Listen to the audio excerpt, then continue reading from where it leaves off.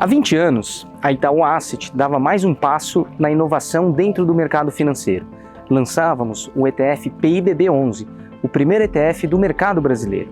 De lá para cá, muita coisa aconteceu, várias evoluções surgiram e vamos dividir toda essa história numa websérie para você. Contamos com diversos relatos e personagens especiais que vão dar sua contribuição sobre toda essa jornada. Aproveite!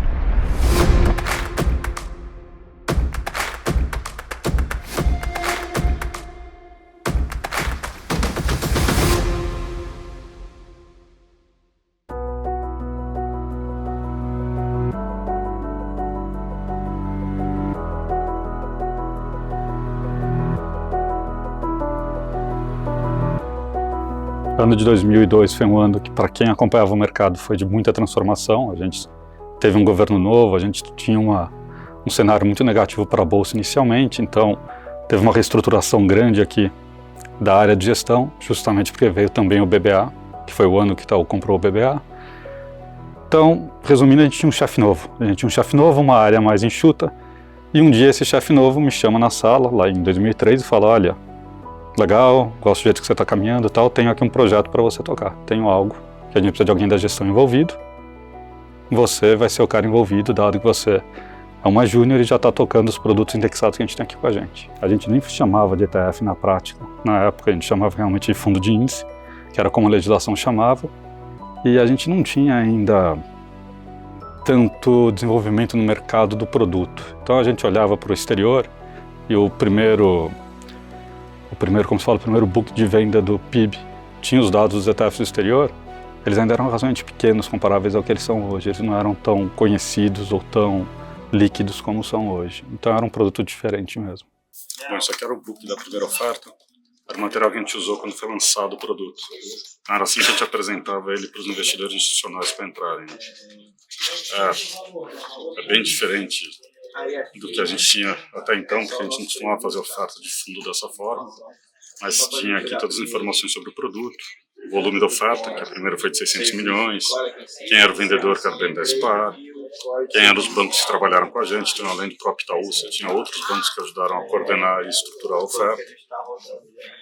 E a ideia era apresentar o produto, que aqui no Brasil era um produto único, a gente não tinha ETF. A gente viveu, no final da década de 90, um ciclo de encolhimento do mercado. Muitas empresas estavam fechando capital, a liquidez muitas vezes migrava para as bolsas internacionais. Isso era uma preocupação dos participantes de mercado, né, do BNDES em especial, que tem também a missão de contribuir com o desenvolvimento do mercado de capitais, está no estatuto da BNDES-Par. Então a gente olhava de maneira atenta para esse fenômeno, né? Nesse mesmo momento, a gente percebia que o mercado internacional começava a criar uma série de produtos indexados, né? Os investidores viam isso com bons olhos, pelas alternativas de investimento que dava, pela liquidez imediata que esses produtos tinham, né? E virava uma referência para o mercado. E a gente começou a pensar em como criar uma referência para o mercado brasileiro.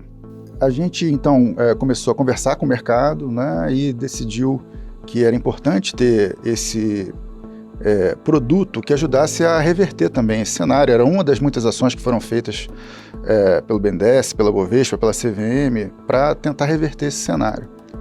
A gente, então, mandatou bancos para desenvolver um ETF vinculado a um índice de referência da Bolsa Brasileira, que podia contribuir também para a atração de novos investidores para a Bolsa. Esse encolhimento do mercado, assim, a gente percebia que faltavam investidores para a Bolsa, faltavam empresas para a Bolsa e faltavam produtos para a Bolsa, né? Então, o crescimento dessas três vertentes era importante para reverter esse encolhimento, para dinamizar o mercado, né? E o ETF cumpria esses objetivos. Então, é interessante pensar, quando a gente fala de democratização de investimento, o que era o PIB naquele cenário. Porque era uma época que o fundo indexado em rede custava 3 a 4%, isso em todos os bancos.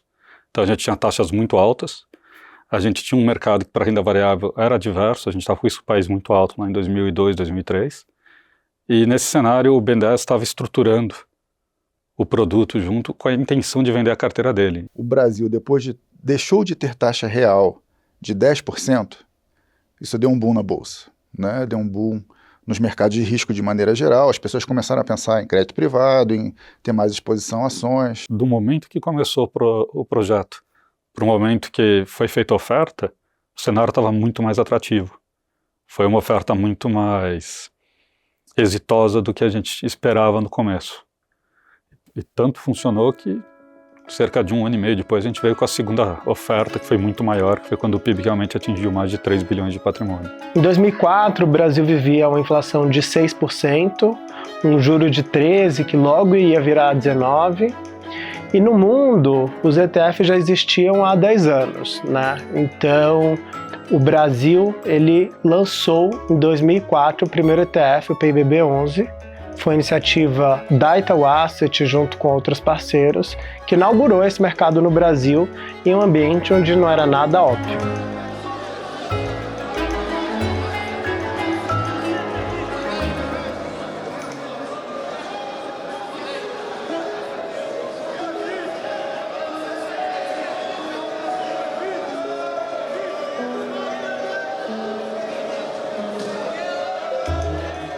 Fato bastante interessante que, para quem é mais antigo, a bolsa lá atrás tinha um sino do pregão. Então, que era muito, né, tradicional, quando começava e terminava o teu pregão, tocava um sino, que era emblemático. Então, além daquele sino, né, tradicional que a gente toca no lançamento de todos os ETFs, quando a gente fez o primeiro lançamento do nosso ETF, a gente foi lá e tocou o sino da bolsa. Então foi bastante interessante, e eu que operei em bolsa lá, tendo pregão numa época, me relembrou aquela história daquele barulho do sino de abertura e fechamento do pregão, né, da bolsa. Foi muito legal.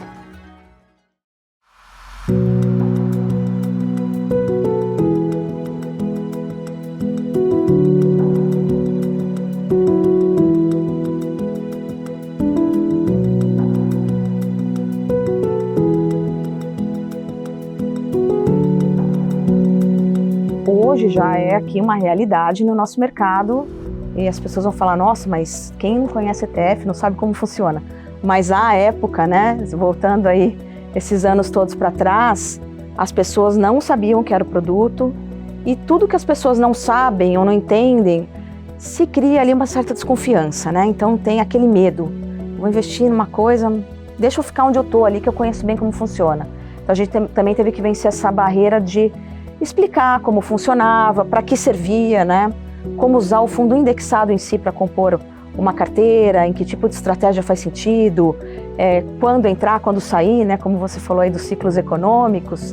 Então tudo isso fez parte de um educativo básico para começar a ter possibilidade de crescimento do produto em si. Lá atrás, quando eu comecei a trabalhar em ETFs, o pessoal falava, o ETF ainda não está no churrasco de domingo. Eu levava isso como uma expressão, uma referência de que ele não está no dia a dia, né? Enquanto o fundo imobiliário, por exemplo, ou outros produtos de investimento já estavam no churrasco de domingo, o ETF não estava. Hoje eu acho que ele já está. E eu lembro que quando eu estava nesse dia a dia, começando esse dia a dia de ETF, eu tinha muita preocupação de experiência do investidor, né? Vamos ver o que o cara vê quando entra no nosso site, quais são as informações que ele tem para buscar sobre o produto. E aí tinha contatos de algumas corretoras que poderiam ajudar em um dos nossos serviços. E eu liguei para fazer um teste. Deixa eu ver se eu ligar para lá, se o cara sabe do que eu estou falando, né? Aí eu liguei e falei, quero entender um pouco como é que vocês fazem o trabalho de ETFs. E o cara falou, o quê? FGTS? Eu tenho certeza que eu falei direito, ETFs, que eu não falei muito rápido, né? Mas aquilo era tão anormal para o cara, talvez alguém ligar para falar de ETFs, que o primeiro termo que ele pensou para associar foi FGTS, né? Então, eu não acho que é tão engraçado assim contando, para mim obviamente foi engraçado um dia. Tudo que é novo tem essa barreira aí da educação que a gente tem que vencer também nesse espectro bem amplo aí, né, de todos os stakeholders envolvidos no produto. A gente realmente teve um esforço grande de popularização que passou não somente por criação de uma campanha publicitária, e aí a primeira vez que eu tive com algum publicitário tentando fazer uma linguagem que fosse mais acessível para os investidores de varejo, né, e realmente são muito criativos, é muito interessante. E era realmente alguma coisa que estava muito à frente do seu tempo ali naquele momento para a cultura financeira das pessoas, né? Então eu tive que mandar pessoas da minha equipe lá para o call center para fazer um treinamento contínuo e poder de fato responder às dúvidas das pessoas, né? Então tem isso, eram barreiras a serem quebradas e por isso que a educação financeira é importante, né? Se ainda hoje no Brasil é super difícil a gente falar de ETFs porque ainda precisa de uma jornada de educação muito forte, imagina 20 anos atrás. né, quando o ETF era algo novo.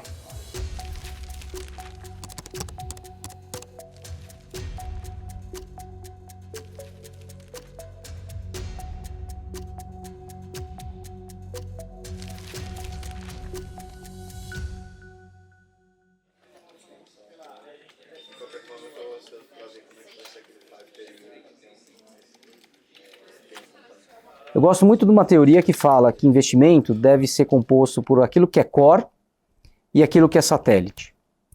Hoje, no mercado brasileiro, eu acho que muito do que deveria ser satélite é core, e o que deveria estar no core deixa de estar por ser satélite. Quando a gente pensa no que gera valor em investimento, muita gente acha que é a escolha da empresa, que é a escolha do papel, e não é. É o que a gente chama de asset allocation. A forma como eu vou fazer o meu portfólio, compor o meu investimento com as diferentes classes de ativos, com as diferentes geografias, me fazendo valer da diversificação, é o que vai me gerar retorno consistente ao longo do tempo de forma diferenciada. Tem uma primeira utilidade ali, vamos colocar como base de fundo, que é você usar o ETF na composição da carteira core, né? Daquilo que você vai mexer menos, do que a sua estratégia mais fixa dentro do modelo de alocação. Então esse é uma primeira utilidade e uma primeira forma que você pode usar o ETF nessa composição.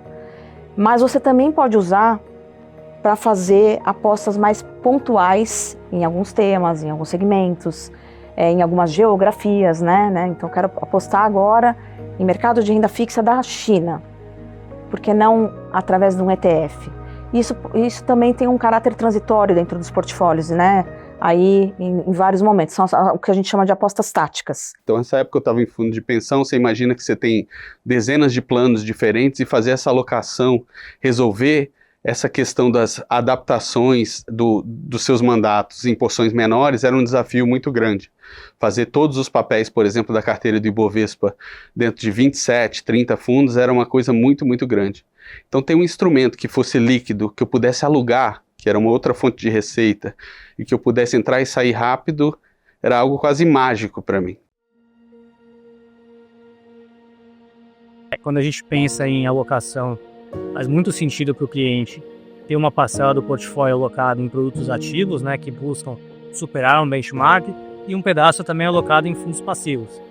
Isso porque o conceito que a gente explica, né, como é para você bater um benchmark ou conseguir entregar um resultado acima do benchmark, é super difícil. Porque também muita gente pensa que, então eu vou usar a gestão indexada ou a gestão ativa.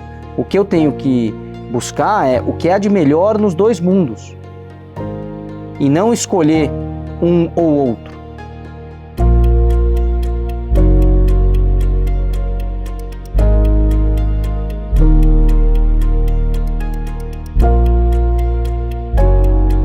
Eu acho que extinguir a ideia de que investir em ETFs ou investimento em indexados é passivo.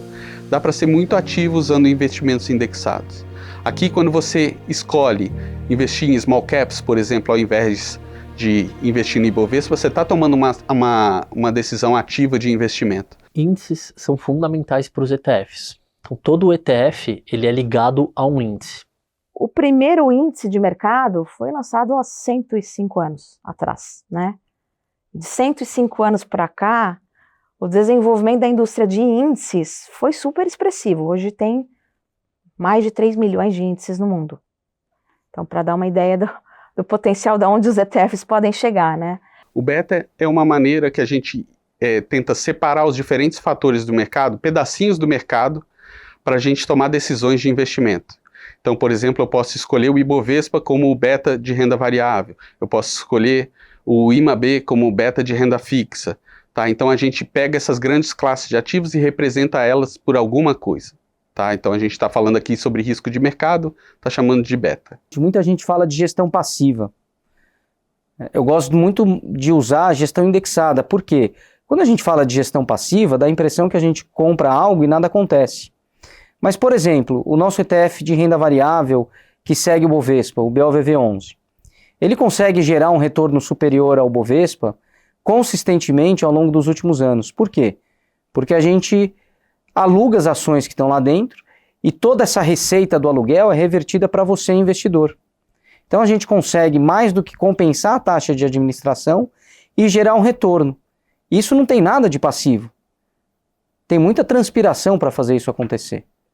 Eu acho que a principal diferença entre a experiência internacional e a experiência brasileira é que a gente precisa fazer um trabalho mais rápido, de tornar a experiência toda em torno de se investir na bolsa melhor. Aqui eu não acho que tem um problema específico de que tem menos gente investindo em ETFs. Tem muito menos gente investindo na bolsa, diretamente, usando esse canal para atuar. O que eu gosto dos índices é que os índices, eles contam a história. No final do dia, eles estão contando a narrativa. De forma consistente, eles vão tirando um retrato, né? Pode tirar o retrato do mercado acionário americano ou da dívida pública brasileira, e ao longo do tempo esse retrato vai se transformando no filme daquele mercado. Então, quando o investidor usa índices para investir, ele está se apropriando dessa eficiência e da facilidade, transparência que você tem quando você investe nesses índices, né? E quando o investidor decide utilizar ETFs para investir em índices, além disso ele adiciona também a facilidade de você conseguir negociar em bolsa, né? E a bolsa ela sempre foi vista como um ambiente de negociação de ações. E hoje ela é muito mais versátil. Os próprios ETFs foram se desenvolvendo, antes eram só ações e foram migrando, né, para outras classes de ativos, ações lá fora, mercado de renda fixa, o mercado de criptomoedas também. Mostra todo esse desenvolvimento do mercado de ETFs.